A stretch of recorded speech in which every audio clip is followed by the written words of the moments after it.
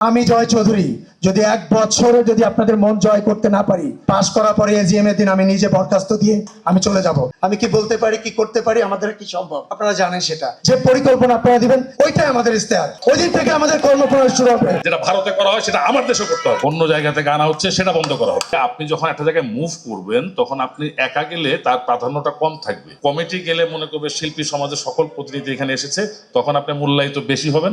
সেই জন্য একটা কমিটি করতে হয়, একটা পদ পদবি নিয়ে যেতে হয়। তো সেই কারণে ইলেকশনে অংশগ্রহণ করা এবং আপনাদের সমর্থন পেলে ইনশাআল্লাহ সেভাবেই আমি এগিয়ে যাব।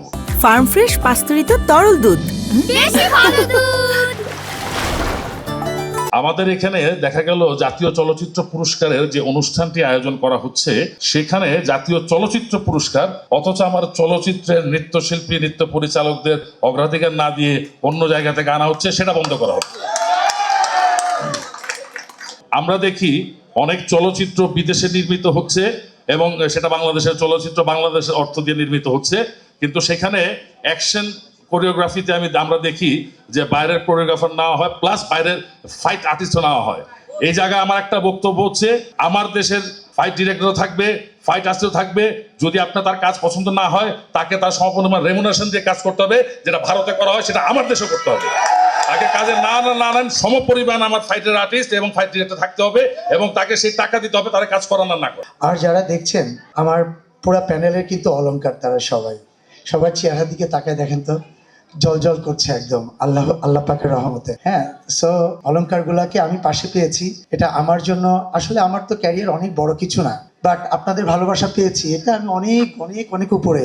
আমি তাই মনে করি যে আল্লাহ পাক আমাকে অনেক কিছু দিয়েছে। হ্যাঁ, সেক্ষেত্রে এরকম একটা প্যানেল করতে পেরেছি আমরা, এটা আমার জন্য সৌভাগ্যবান। আরও বেশি সেটা হচ্ছে যে আমাদের শিবা শানু ভাইকে আমি পেয়ে সত্যি আমি অনেক বেশি আবেগ আপ্লুত। বিকজ গত 2 বছরে শানু ভাই ক্যাবিনেটে না থেকে এত বেশি কাজ করেছে, তাকে কিন্তু রিকোয়েস্ট করে এনে প্রেসিডেন্ট দ্বারা করিয়েছি। বিকজ তাকে আমি একটা কথাই বলেছি, যে ব্যক্তি কারোর অগোচরে এত কিছু করতে পারে, তাহলে তাকে যদি আমি সামনে নিয়ে আসি, ফ্রন্ট লাইনে আনি, তার কাছে তো আমি আবদার করে আর অনেক কিছু নিতে পারবো শিল্পী সমিতির জন্য, তাই না? আর আমাদের ডিএ তাইব ভাই, উনি ওয়ান ম্যান আর্মির মতো গত 2 বছর সবাইকে আগলে রেখেছে। এটা আপনারা সবাই জানেন যে সে ওয়ান ম্যান আর্মি ছিল আমাদের কাছে একজন।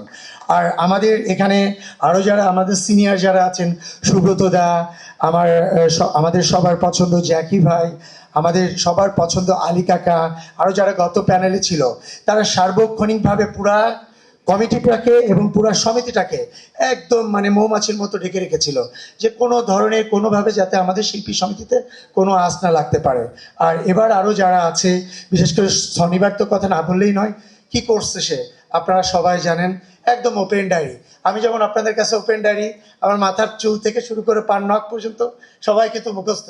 আমি কি বলতে পারি, কি করতে পারি, আমাদের কি সম্ভব আপনারা জানেন সেটা।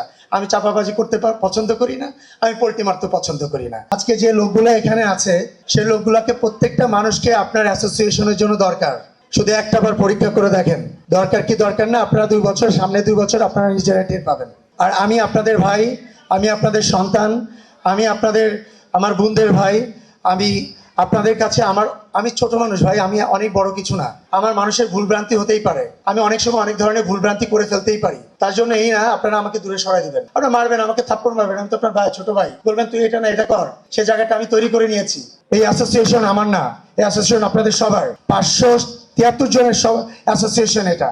সো আমরা যেটা করবো আজকে এখানে, আমরা প্যানেল পরিচিত অনেকে অনেক কথাই বলে ভাই, আমাকে অনেকে জিজ্ঞেস করছে আজকে আপনাদের ইশতেহার কি। ভাই আমার কোনো ইশতেহার নেই। আমরা জিতবো, আসবো, 573 জনকে নিয়ে বসবো, যে পরিকল্পনা আপনারা দিবেন ওইটাই আমাদের ইশতেহার।